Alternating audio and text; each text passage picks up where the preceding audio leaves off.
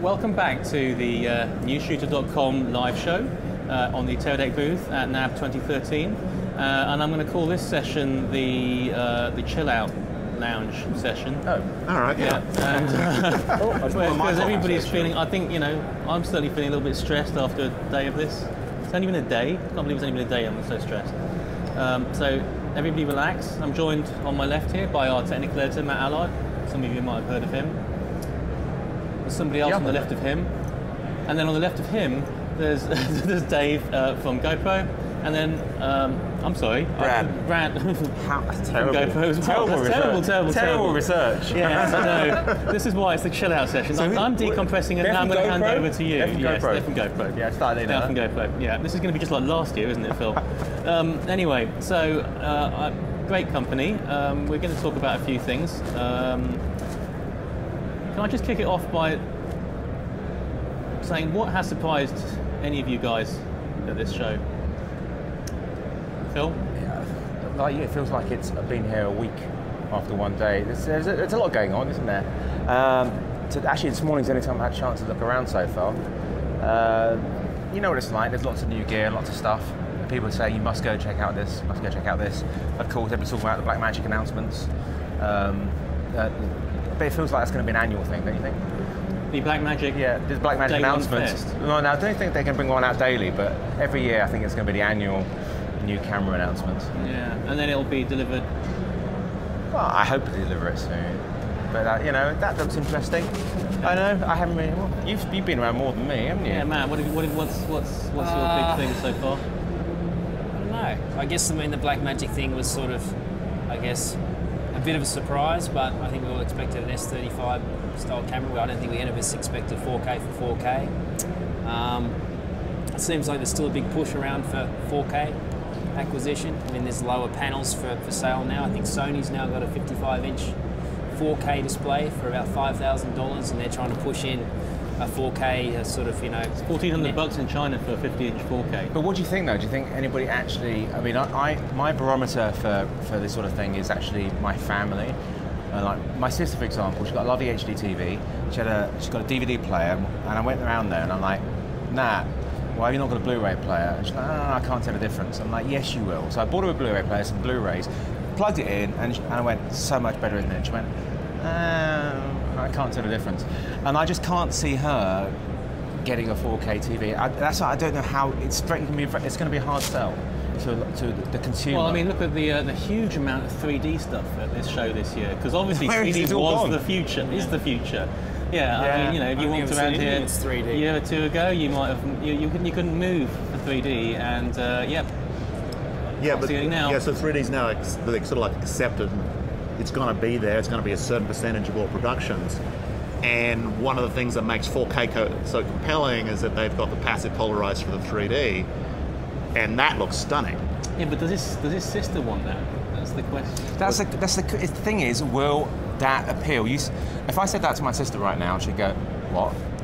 Yeah, but my daughter, who's 8, will How old is your sister? How old is your sister, by the way? She's 42 but looks 25. And she's single. You haven't introduced me. Oh, yeah. Just check her out. She was Cosmo model for a long time. Okay, come on, guys. I'll go back to the original question. What have you seen at the show?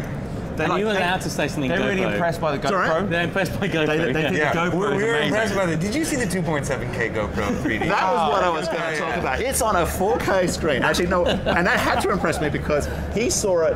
I hadn't seen it at the show. So he told me, and actually Tim and a couple others at there, I said, you got to see this because it's higher resolution than you see 3D in the cinema because it's only 2K in the cinema. There's no 4K 3D DCI format. And so when you see 2.7K in 3D on a passive polarized, and I now realize what I want to have in my living room because I didn't realize I would want 4K until I saw this. That's fair enough. Okay, so they did actually say something GoPro. Yeah, I mean, that's cool. He has been telling me about one of the best things he saw actually was Cineform and how it's been implemented into the GoPro. He said it's really impressive, best thing he's seen. Okay, what we did. But I'd like to see Cineform put into other cameras because it is such a good codec, and there's a lot of cameras, not to say any names, that could really benefit from it. So, well, we have been following very closely on Newsshooter the Chinese raw camera, the Kit Infinity, which does indeed use Yep. the codec, licensed officially, I believe. I hope so, because they're From officially Cineform. shipping it. They're officially shipping it, yeah. I mean, that is the first. To my knowledge, that's the first, at least. Well, since the Silicon Edge Entry-level- 2K, since Yeah. and that when they had that, it was sold in both the full body version and then the little mobile unit, and they just stopped selling the full body unit. But now with the K Infinity camera, or the however it's pronounced, I'm not sure.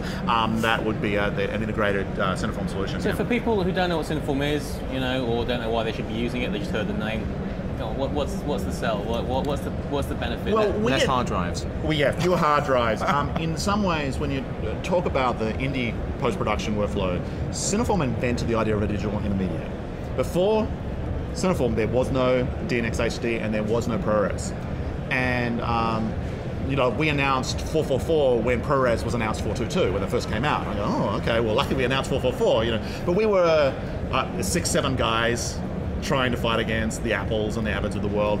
And fortunately, as a startup, we were rescued by GoPro. And GoPro has put Cineform codec into way more seats than Cineform was ever able to do on their own. And the GoPro Cineform codec now, and we continue to have the raw capabilities, and we are transcoding Cinema DNG from the Blackmagic camera today, and we have a lot of users doing that because when you want to have the benefit of that high resolution sensor in there, you either choose to shoot ProRes, it's at 1080, or you can get the 2.5K and actually have a raw workflow and be able to control it, color and post development just as you would in a K Infinity camera. It'd be nice if we could do it internally on Blackmagic, wouldn't it?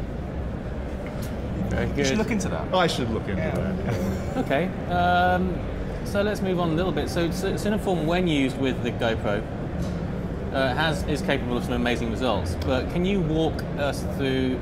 Even I get lost. I mean, not even I get lost trying to figure out how to make it really sing. If you walk through your booth, all your footage just sings, and Yeah, that's this frankly, guy. Yeah. my stuff doesn't always look quite like that. Yeah. So what's the secret sauce? What are we doing Professional wrong? athletes, good-looking women. I was going to say, jump out of more planes, do Yeah. more skiing, do some more flying around and that sort of Cats stuff. don't work. No. I don't No, know. actually, we did Cats do a do work. national TV commercial with cats. I don't know if you saw that Yeah, one. we did see that.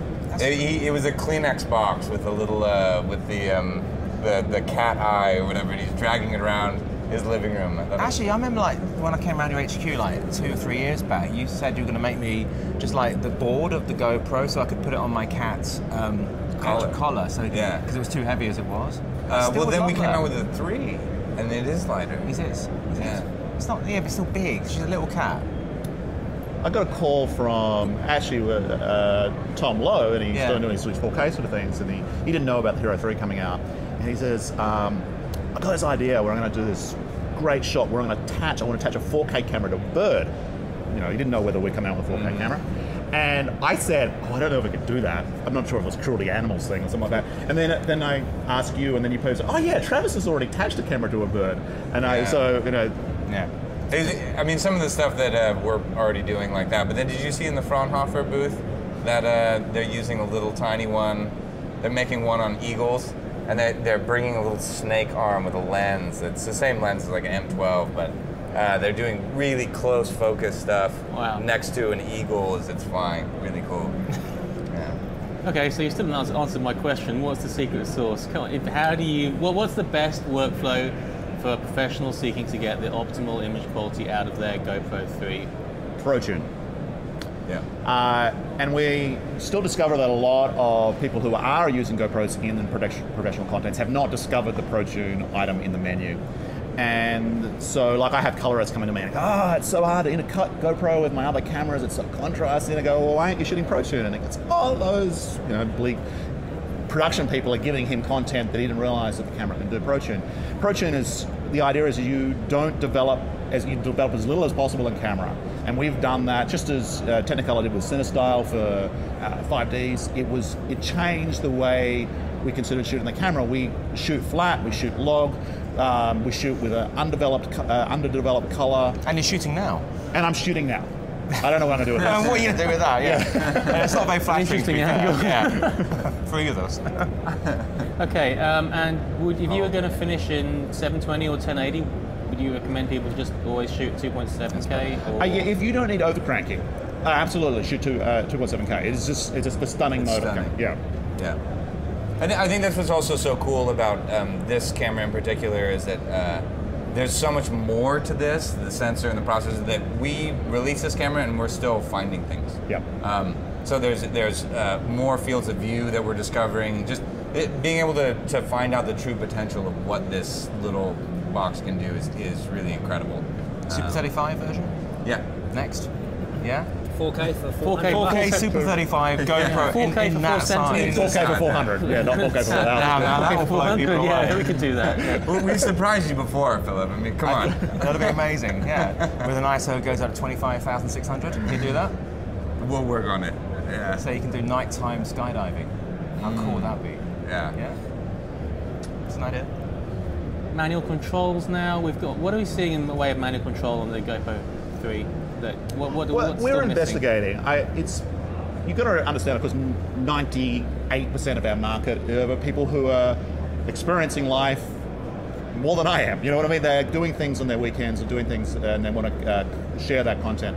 So if I had a mode that allows you to put on full manual mode, and I'm going to do manual exposure lock, great. Then they go outside and jump out of the plane, and suddenly they go white the whole way down. So we have to solve that problem. We can't allow our consumers to be. We don't want to have a professional feature cause great, because remember, our consumers produce most of our content. A lot of our commercials, or most of our commercials, seem to be coming from consumer content. Yep. We can't disrupt what they're doing, but we absolutely recognize that the professional market is embracing us in high volumes. Is there any plans for a pro version? What would a pro version be? It's already called GoPro. What would a pro version look? What would you want in a pro version? That's the thing is, I mean, yeah. We're recording. Controlling shutter speed, I guess, is the big thing. Yeah, I guess so. If you can lock it down, if you can lock down our shutter speed, that's probably the biggest thing, isn't it? Yeah. Yeah, NDs maybe at least a NDs. simple. Simple ND. Company, these guys in media are not allowed to use NDs, but I do.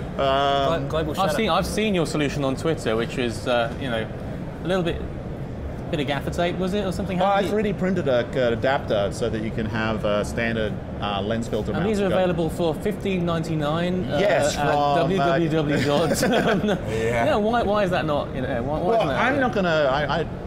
I like experiment with the camera myself, and yeah, I 3D print a whole bunch of crazy mounts. So do other people. In fact, some of these got off Thingiverse, like that. Oh, GoPro surfed on Thingiverse. You can download whatever mounts and stuff you want. You just go.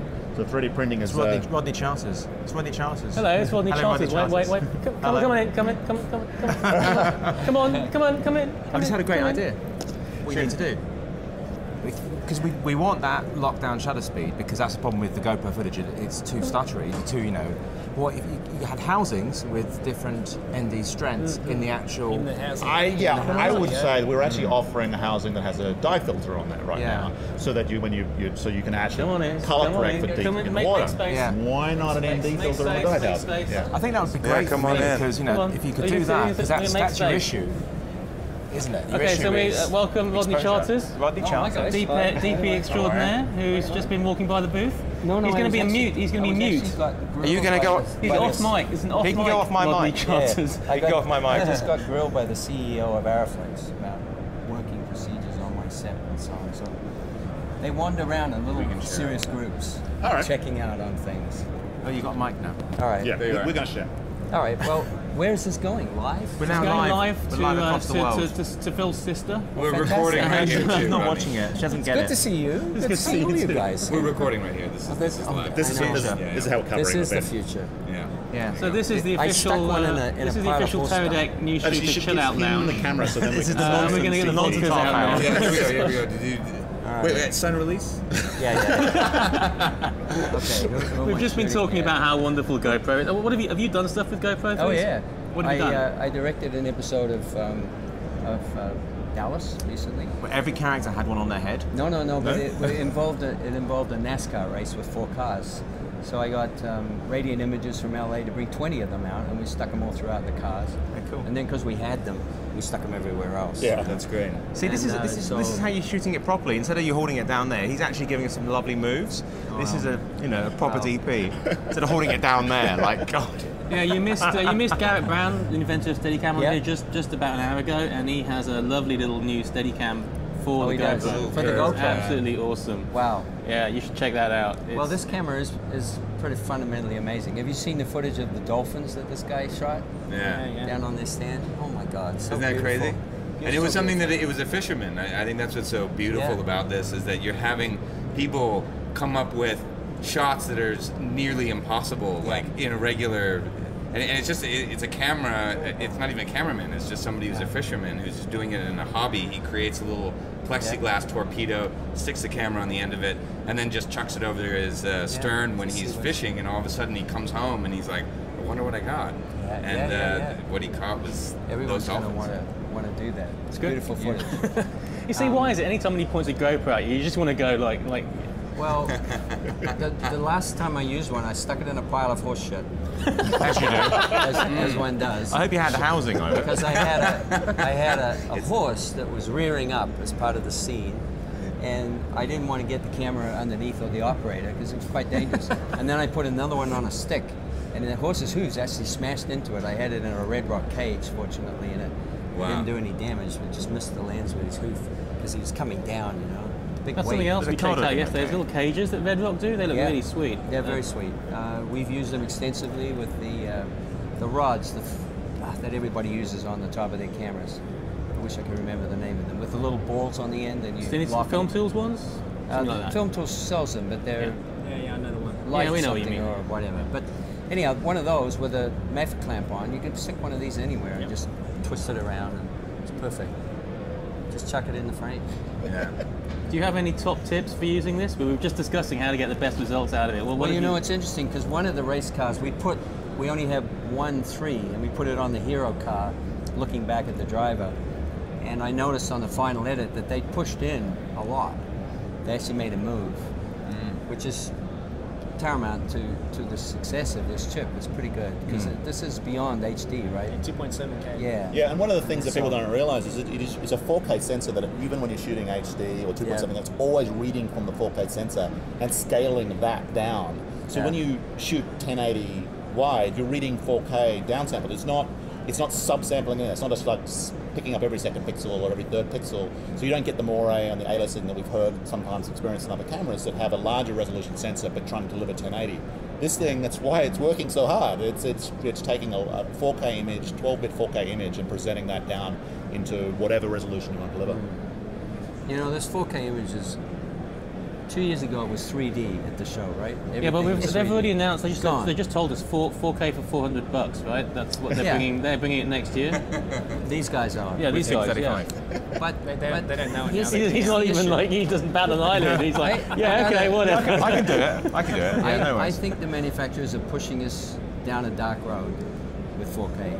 I believe that the success and failure of the Hobbit at the higher resolutions that were shot is tantamount to the fact you can't suspend disbelief anymore when you have so much fucking resolution that you're just distracted by the pores on some actor's face. Where you see the makeup, you can actually see the paint marks and the structure. I see that now with the Alexa on HD. Yeah. And do I need 4K? No, I do not. I don't know why this is being driven at us. The fact of the matter is uncompressed files are what you want. And everyone in the 4K out there that's doing 4K realistically with the smallest camera is doing a lot of compression. And if you put a compressed image up against, you can do this with the Red and anything up against the Alexa with an uncompressed codex image. And the codex wins every time because there's no compression in it. Okay, well, I'm going to put you against Phil here because, you know, I mean, I originally asked Phil to come and talk about 1DC, which is his main selling point. It's highly compressed 4K. It's too compressed, yeah, without a doubt. But you kind of like 4K, right? No, I mean, that Well, Phil- camera is actually quite brilliant. I just shot with it on Thursday the first time, and I have to say, shooting 4K and then down-resing, you know, not on the fly, that didn't work. And nor does the currently the log C work at all. yeah, We abandoned breaks that. down It's too too much. noise. Yeah. But the camera's file is superior to any of the other Canon log cameras or their H.264s. Beats the pants off it, and that's the great thing about it. It's a pretty credible file, and Shane Helbert's using it on Need for Speed extensively. They have dozens of them. And it's a small camera. It's a small camera that records 4K internally without any external recorders. Yeah. And it has a, you know, I I go around with it just in, it's in a little shoulder bag, a little Gitzo tripod, and I can just knock off 4K footage wherever I go, and that it's really nice. And I shot I've shot a few projects with it now. Not because I need the 4K. Why are you holding that there? I'm passing around. He's talking, so I'm framing. Carry on, Phil. Sorry. Yeah, I mean, it was a nice shot. I've shot a lot of 4K stuff on different cameras, and none of it's been mastered or edited in 4K, apart from stuff I've done for myself. And that's basically the way it is right now. Okay, well, Matt, so I know, I'm privy to this, but Matt has already laid down his money for the Sony F55. In fact, has it arrived at it's arrived at home while you're here? Yeah. So why have you done that then? I mean, listen to these guys. You're crazy. I didn't buy it for 4K, to be honest. I did not buy that camera for 4K. What did you buy it for? I bought that camera because I wanted something you can put on your shoulder that's like ENG style. It's got a proper EVF on it for once. It's in the right place. My eyes are starting to go, so I need a high quality EVF. I found all the other external EVFs that you buy from the companies. They're just they're not that great. You get bad. How much is the camera? What, just the camera? Yeah, how much is it? Matt's price or the real price? $30,000. This is cheap. With the raw recorder?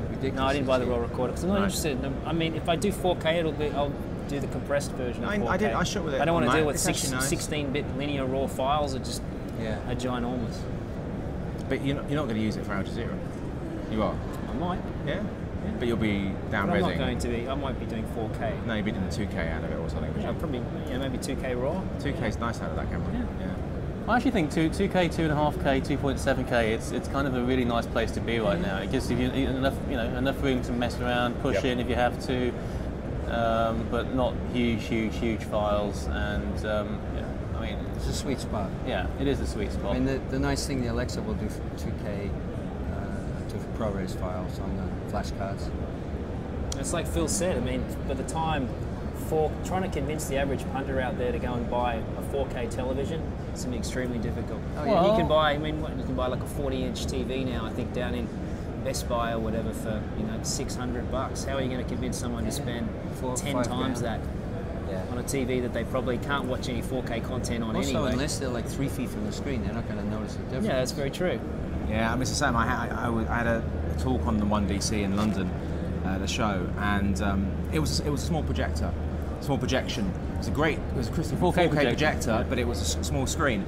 And I actually said to the people in the audience, it was a big room, if you could all just after I finished talking, if you could all just come up and look at the screen, and then you can see just how good it looks. Yeah, and the other thing is, a lot of the other technologies out there, the scaling technologies, display technologies, they're not standing still anyway. At any given resolution, the picture is actually year on year getting better. Regardless of the actual resolution, the picture is getting better. The colours are getting better, and then you've got this upscaling technology that seems to be all over the place now. I don't know.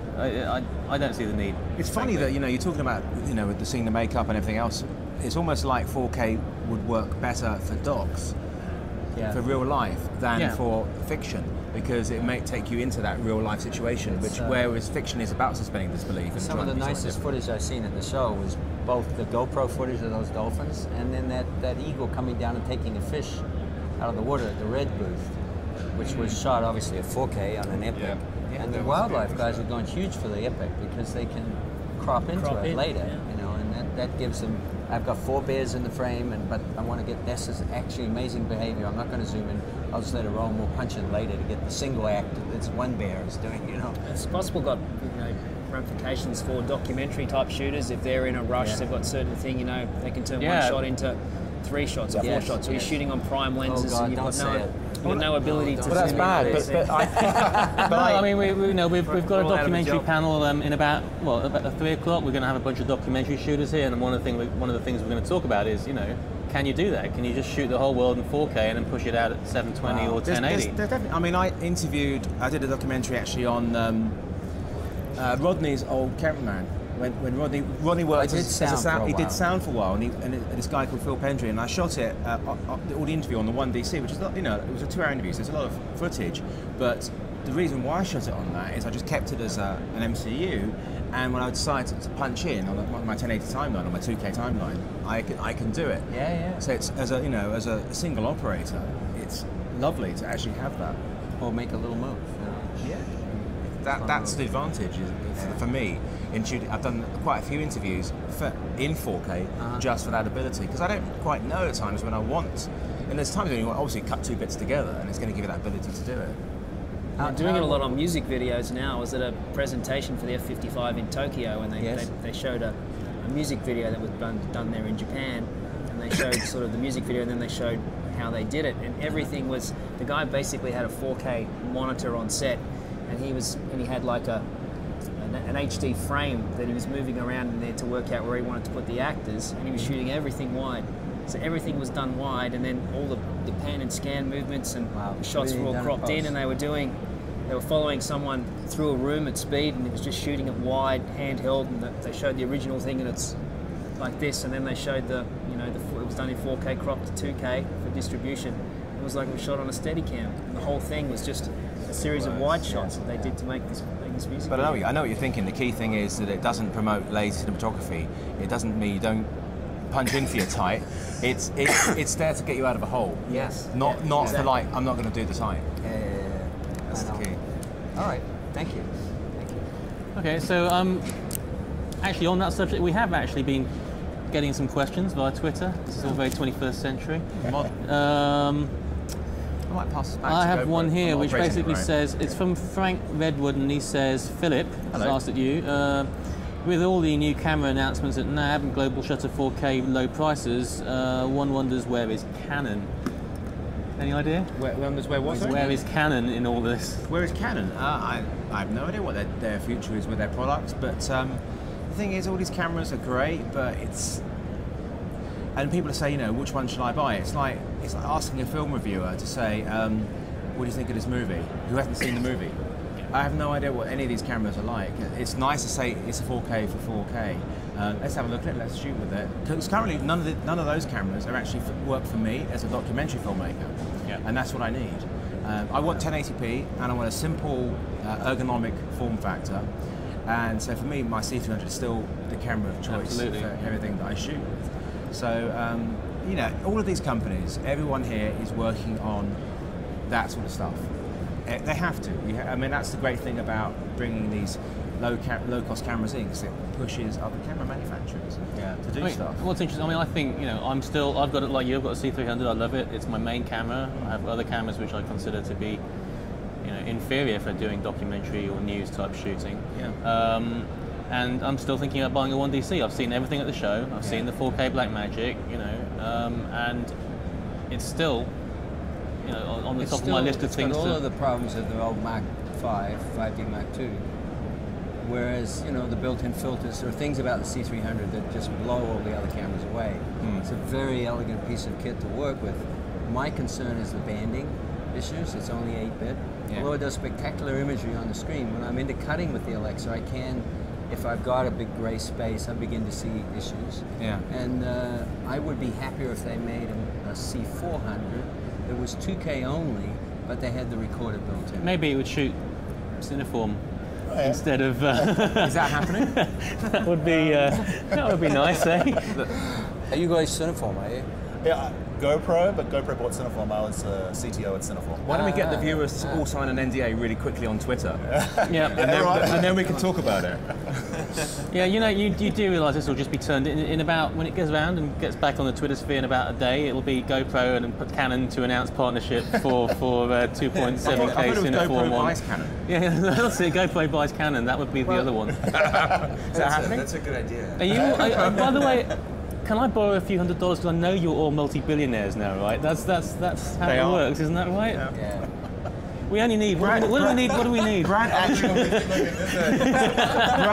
actually bought one of the Hawaiian Islands. He's doing so well. Yeah. It's quite a big one. I think he got Oahu or whatever. Yeah, that's right. Yeah. It's something like that. Yeah, nice. They've gone very bright red now, so drinks Still on can't them. afford a razor though. You don't need one. How much Hawaii is respect. How much exactly did GoPro sell for, or sell the share for to? Foxconn? Yeah.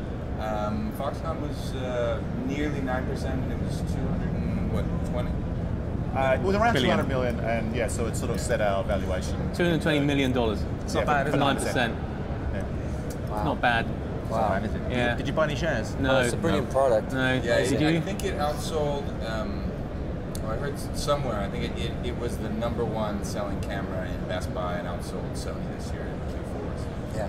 Yeah, if you add up all the Yeah. Ks that you've got out there in the world, Yeah. that's a lot of Ks. I right? managed to get at That's, Christmas. I had an urgent request to get a 3. Can you imagine? You remember how hard that was? It was really hard at Christmas to get And it. my executive producer's son, 12-year-old kid, was going exotic skiing, you know, and he had to have it. Yeah. And we got it through Radiant Images. They were very sweet. They had an extra one they gave it to us. Yeah. Schwarzenegger's making And that Jingle All made the Way her too. whole year. That's really Her good son one. was just ecstatic, you know. It's like crazy. It's the one thing that every kid has to have now. Is a It is. GoPro. Well, They don't want kids the at this action. Yeah, age, it it is. still applies. I've noticed that a lot of booths out there use GoPros as the giveaway for their. Yeah. Yeah. We give away GoPros at the show, but everyone else is as well. It's Do you? one item everyone seems to Where? wear. Where? Is there a show bag we're unaware of? Hang on, it's really hot. So let me ask lenses, additional lenses, so that we can use it in drama. Will it go past that? That's Yes, it a will. really good question. I think that's something that we're all pushing for. It's something that we experiment with back Yeah. at the base. But it's a really good question. At what point is it going to go into that space? And currently, I think the decision was that we weren't quite ready. We're going to need to take over the entire world first, and then we can think about it. Okay. Oh, so you're the next Bond villain? Yeah, the next Bond film actually features a megalomaniac who has cameras everywhere, all over the world, and observes everybody the whole time. And then, it has a nice beard. And yeah, that's Yeah, it. I think one of the big questions is, you know, how small can we get it? But then as soon as you start adding in adapters, it Yeah. makes the size of it You bigger. need to focus it. Yeah, So it's a you've whole seen other the problem. Novo ones from Radiant, and Yeah. and those guys are great. I really Yeah. like what they're doing.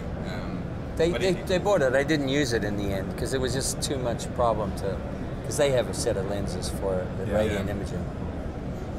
Okay, I have another question. So we let the users in here for a minute. Dave, I've apparently got to ask you about something called train laps and when it might be available. yeah. Oh, wait a second. Do I have? Oh, yeah. All right. Yeah. What is train laps? I don't even think what is train laps. Brad and I, it really went back when we first met. So it was like 2 years ago.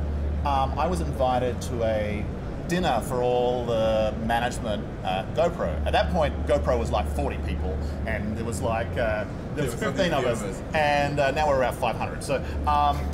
And there was a long dinner table, and Brad had a bunch of GoPros on egg timers, and I'm thinking, yeah, it's good for taking photos, but that, like, turning that into a time lapse, it's kind of, we can't really use that for video. And they go, we need a linear slide. We need something to capture this long, this table.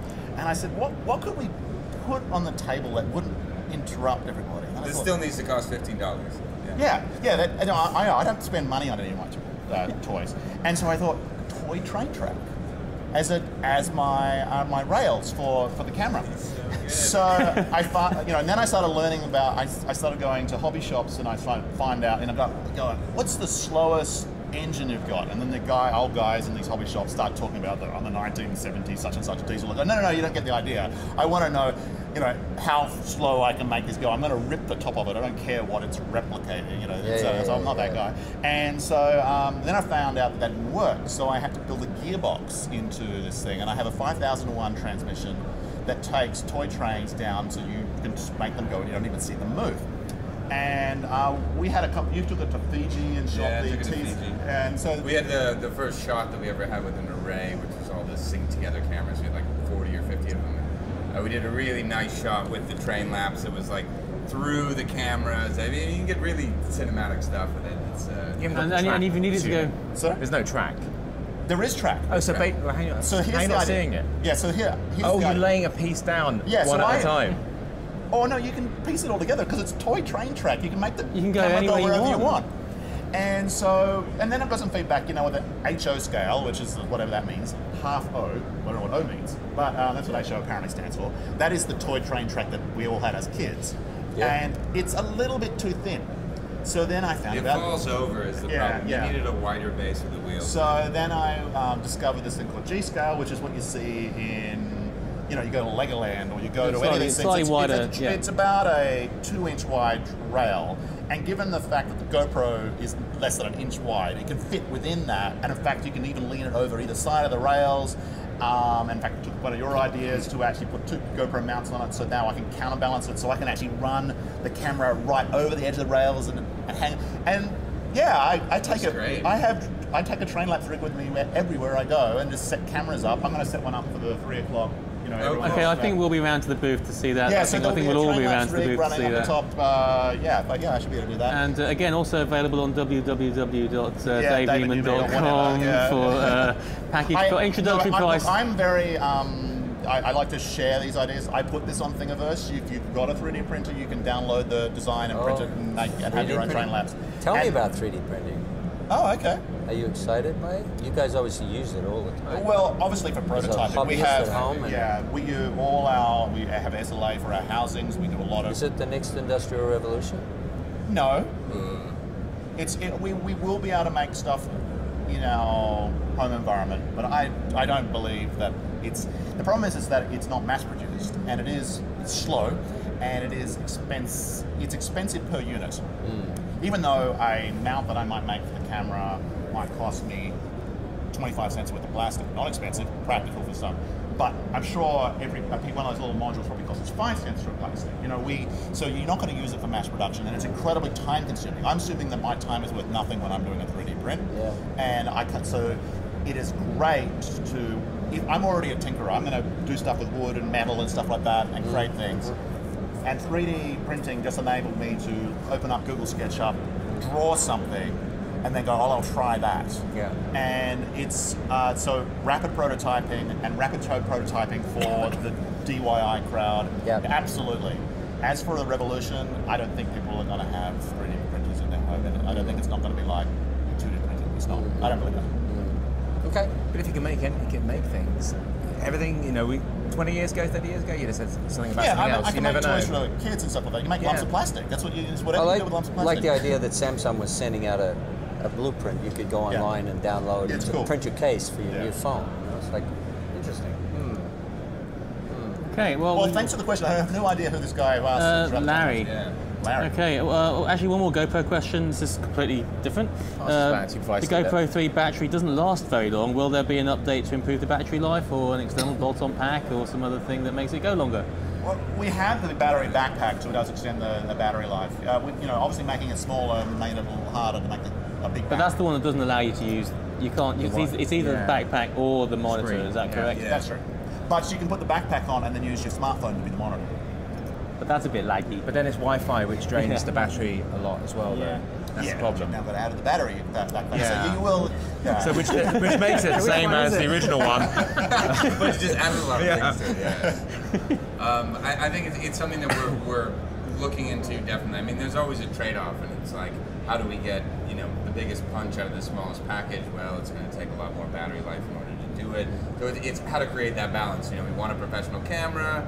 But we want the monitor and we want the little, battery they can click on. So it's trying to get the best of all worlds, which is what I think GoPro's trying to do constantly. Vlog, maybe Anton Bau, Gold Series, make it last a while. Yeah, you might need a bigger housing. I think what's really interesting about the train lapse or anything else. One of the cool things that I saw as well was the Movi. I'm sure you guys have already talked about it, but just thinking about looking at that concept and then saying to Tab, well, we should just build a tiny miniature. One if it was a little mini gimbal. There is one apparently already for $495 US, which one of our guys on our team showed me the other day. I don't know how well it works, but it's essentially that. It's a GoPro-sized digital motor controlled stabilizer. Well, but you've seen the DJI Phantoms, and they've got a stabilizer that runs underneath their quadcopters, and we have a prototype of it. It's showing on our booth, and it's stabilizing and correcting to one scan line of 1080p with a 24mm effective, and of course we're like 12mm effective. So this is super stable for GoPro, and that's something that's a stabilizer just for a unstable platform. Yeah, and also I mean, once you start throwing warp stabilizer into the equation and software stabilization as well, that's going to be a pretty solid image, right? Even in the sort of so as our chief pilot and everything mounts Travis, he said that these sort of stabilizers will make a amateur flyer look like a good flyer, and to make a professional flyer produce just the most startling images, and being able to get just even more angles. Okay, Phil. We're going to talk a lot more about 1DCs, but I think we're running out of time. That's if you've got fine. another 5 minutes, then we could talk at length about. Well, 5 minutes isn't really at length, so let's be honest now. No, but you like it. Yeah, I think it's a really good camera, and I use it as a B camera for my C300 in the S35 mode because it's a really lovely image out of that. I think it's a really lovely camera. I think it takes amazing stills, and by far the best DSLR image out there. Are you going to recommend people buy them? No, absolutely not. But it's not for everybody. It's a very expensive camera, and I wouldn't recommend it for everybody. But if they can bring stuff they put into their lower end, it would be fantastic. I'm not talking about 4K, but even just a really lovely 2K, I think that would be smashing. You know what that Super 35 looks in that camera. It's beautiful. It doesn't even look like a DSLR anymore. It looks like a C300. So I think for me, it's a great camera. It's an all-round camera, and it's small. So Just 14 frames per second. oh yeah, it's like a machine Still gun. cameras. Fucking It's unbelievable. incredible. Yeah, I mean, it does everything that I want when I go out and about. It is Full frame. It's a bit chunky, for a night out. I just switched it on because But I had it. I'd like it to do. A handbag edition coming. Well, I have my man bag, so it's fine. You know, I can put another lens in there, a couple of batteries. You know, I just have to spend a fortune on memory cards. And we can ask the same question we asked yesterday. Matt, I'll let you your panel yesterday. What am I asking? Oh, okay, yeah. We had a panel yesterday where I had Andy Shipsides from Abel Cine and Jason Wingrove and Paul Schneider on, and we were talking about, is DSLR dead? Philip? No, it's not dead. It needs to. I think the 1DC shows how good it can be, and as I say, it just needs to come into the lower end. And that's it. The Blackmagic. A lot of people say Blackmagic is threatening it enormously, but there's such different tools, so different. And it's only when people get their hands on a Blackmagic they realise just how different it is. They see the specs and go, oh, this is what I need. Yeah. And then they realise it's a totally different beast. So DSLR's not dead. I know so many people are using them. In professional environments, no. It is all pretty much dead for the majority of stuff, apart from the 1DC. So I just want to see it trickle down into the lower end, because I think it makes total sense for a lot of people. And it's still, taking stills and video in the same camera. That's well, and again, it's back down to form factor as well. For a lot of documentary shooters, if they could get the 1DC or something like that for the right price, they'd all be using it. Just because Better it's just audio. that much more discreet. Better audio. They need that. Yeah. It's more discreet. Much more discreet. As a tool, and it's ubiquitous. I mean, you can go anywhere with it, and people don't notice that you're special. You cheat your way out of it. Speaking of audio, who's got one of those Rode lav mics? Is that The one that goes into the released iPhone? it yet? I don't know, but seeing as one of our sponsors sure here we appears to can be sort you Rode, we're wearing Rode, and I think we might be able to find one kicking Very around soon. somewhere. No. There's- I think that's the perfect Yeah. solution. Pop it on someone. It's a beautiful recorder. I already got the recorder. Yeah. And away you go. Yeah. You don't worry about getting back to sync, pluralize, Photoshop X, or at least Final Cut Edge. What are you guys going to say at your end? Well, of I that? mean, form factor is everything, because like people have sometimes asked, well, what is the competitor of GoPro? Is a smartphone? And we go, well, no, the form factor is inconvenient, and the way you're using it, you only have one smartphone, and you pull it out if you don't have anything else to take something, and it's great, the images are good. GoPro users aren't shooting that way. They're planning something that's going to happen ahead of time. They're setting up cameras to capture. Proactive, yeah. And so the form factor and the use is what defines all cameras. We're going to continue to have a whole range of different form factors, and form factors we can't imagine today will come out that will be imaging devices. And so that's why DSLR was never really a threat to production video cameras, because cameras designed for shooting video. It's just that was an anomaly where they came out with they drove the large sensor. It gave us full frame in video, and we accepted everything else that was bad about them because that was there. We love them as a stills camera, and we're not going to change that. That's form factor has established itself as that's how you take stills. And they will be used discreetly to take video. It is what we will use to take our best photography. production video cameras that are where it's not needed to be a stealth will be configured appropriately for that market. Good answer. Okay, guys. What about you? What do you think? What do I think? I think that a certain type of user, a professional user, probably doing broadcast news or documentary, has a requirement for a stealthy camera once in a while, so it fits in there. Yeah. They also need B cameras that are cheap and inexpensive, possibly disposable, fits in there. I think the 1DC is a bit of a sort of strange fish. I can see myself using it for more serious stuff. That's not just about form factor. The image is actually, as you say, it's quite nice. Yeah, it's the cheapest way to get a 4K until Blackmagic ship. Yeah. And still, so you know, it's not dead. I would say sort of down but not out. Is the, but I don't really quite see the beyond those rationales. I don't see another reason. You know, I can't see a reason for it to come back in any big way in professional production. I think that's. I think we're going to have like more of a convergence though, where we are going to have video. At the moment, we don't have video cameras that shoot stills, apart from if you're taking frame grabs of stuff.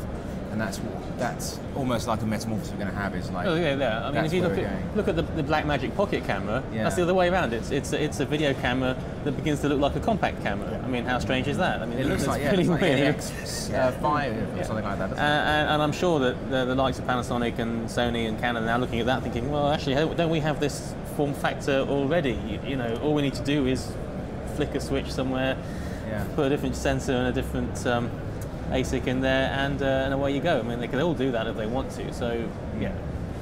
And actually, I quite like that form factor. I have to say, I like the very, very small interchangeable lens cameras. You know, I think they have the 60D with a flip-out finder. It's surprising they haven't done any more of those.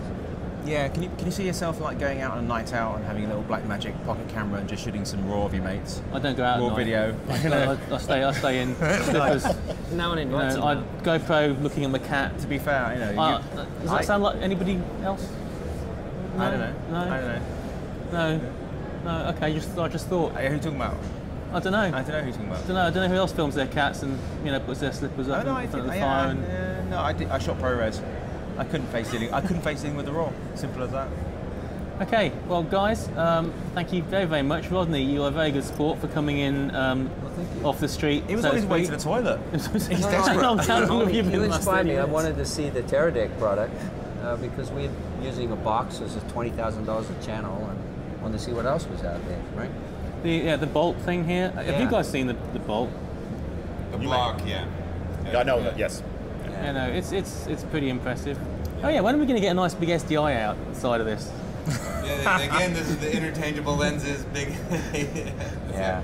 I mean, the big question I remember we were talking about is could we build like a backpack, right? Which is something that a professional backpack with ins and outs. Those things. Yeah. It's a good option, I think, as we're accelerating, going from one engineer a couple of years ago to then 12 to now, much more than 150? that. I don't know. 150 I can now count. I think it's really just getting the gears turning in what we're doing. So. You can do it with the mini SDI on that. Avoid the HDMI, of course, but like the old red ones, SDI cable, the little ones, you could put it on the back on a little backpack there. I can see that happening. Yeah. Very nice. Yeah. Oh, nice. Very nice. So yeah. 4K The trick is for just to $400 transmit the with a image mini out. SDI and anything else? ND filters. Yeah, ND filters would be nice internally, so we can keep that shutter speed down. Time code. Cineform. Cineform straight into the thing. Okay, time code's a joke. I'll cancel that. I really think you don't. Okay, guys, I think I really have to wrap this it up. device that, We've been told to stop now. Oh, we have. You can keep talking. The road system. Please. The road system. Isn't this where you shuffle your papers as this I phase? shuffle my iPad. I did 4 or 5 of them. Actually, Pluralize I need does to it. see the road system. No, nobody has. They're Have you just gonna seen keep the road going thing? Have you seen the road mics here? Look, got one? The little lav one. They are the little lab. They I are haven't our seen them sponsors on this. on The this software event. is already there. It's quite Okay, nice. It's, we'll sort that out right after as a this. recorder. Oh, sorry. They can just keep going. Thank you very much, everybody, for watching. If you tune back in an hour, we'll have another panel, maybe not quite as crazy as this one, on documentary filmmaking, where we will bring up 4K and cats and GoPros and how to best install your GoPro in horse shit. So See you in an hour.